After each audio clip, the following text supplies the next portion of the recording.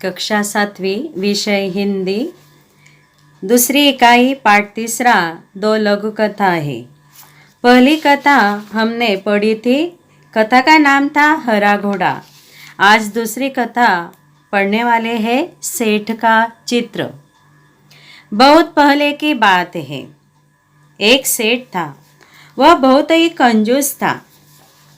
एक दमड़ी भी खर्च करते समय उसके प्राण निकल जाते थे। वह काम कराने के बाद भी लोगों को पैसे देने में परेशान करता था।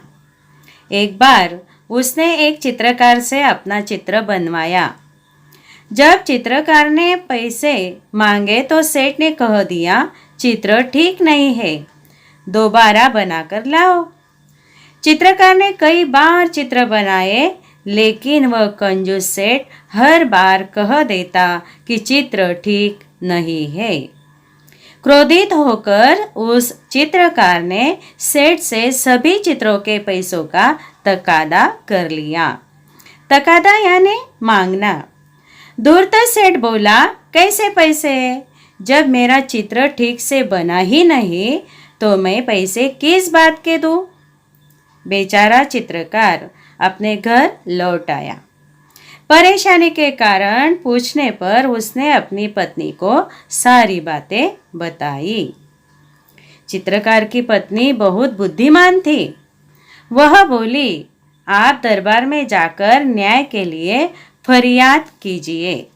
फरियाद यानी याचना या प्रार्थना कीजिए। चित्रकार बहुत उदास हो गया था। वह मुंह लटकाकर बैठ गया। मुंह लटकाना यानी उदास होना। बोला, सेठ बड़ा आदमी है, लोग उसी की बात को सच मानेंगे। भला मुझ जैसे गरीब का साथ कौन देगा?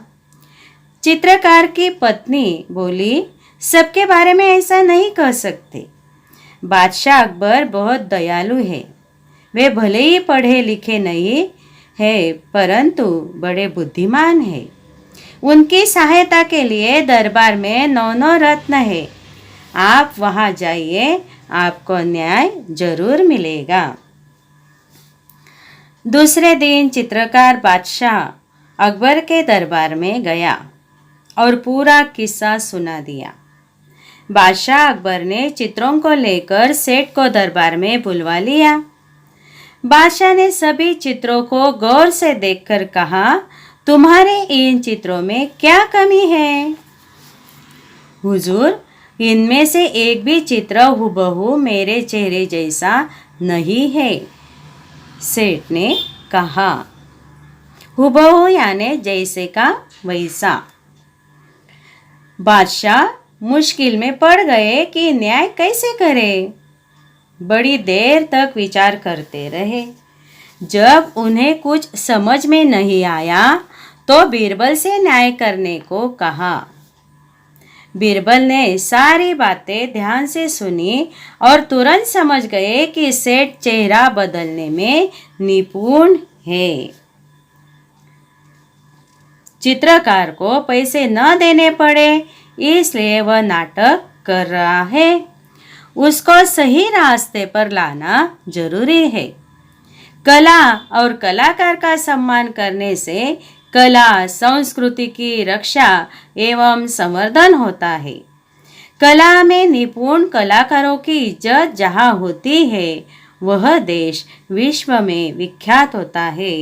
इसलिए बीरबल ने चित्रकार से कहा, तुम्हारे चित्रों में सचमुच बहुत कमियां हैं। 3 दिन बाद इस सेठ का हुबहू चित्र बनाकर दरबार में ले आना। तुम्हें पैसे मिल जाएंगे और सेठ तुम भी दरबार में आकर चित्रकार को पैसे दे देना। सेठ घर चला गया।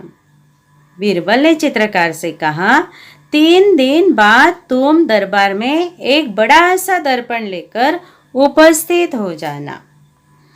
3 दिन बाद चित्रकार दरबार में आया और सेठ के सामने दर्पण रखकर बोला, सेठ जी, आपका चित्र तैयार है। सेठ अपना प्रतिबिंब देखकर बोला, परंतु यह तो दर्पण है। नहीं, यही तो असली चित्र है। बीरबल ने पूछा, सेठ जी, यह तो तुम्हारा ही रूप है या नहीं? सेठ बोला, जी हाँ। सेठ अपनी चालाकी पकड़े जाने पर बहुत लज्जित हुआ। उसने चित्रकार को उसका मेहनताना दे दिया। मेहनताना यानी पारिश्रमिक। चित्रकार सभी को धन्यवाद देकर चला गया। बीरबल के न्याय से बादशाह अकबर बहुत खुश हुए। बादशाह अकबर की प्रत्येक समस्या का समाधान बीरबल अपनी बुद्धिमानी से फटाफट कर देते थे। यहाँ भी बीरबल ने दूध का दूध और पानी का पानी कर दिखाया था। दूध का दूध पानी का पानी करना यानी कि सही न्याय करना। इस प्रकार दोस्तों, हमने जो पाठ क्रमांक 3 दो लघु कथाएं हैं वह बीरबल और अकबर इनकी थी। आज हमने वह पढ़ी है।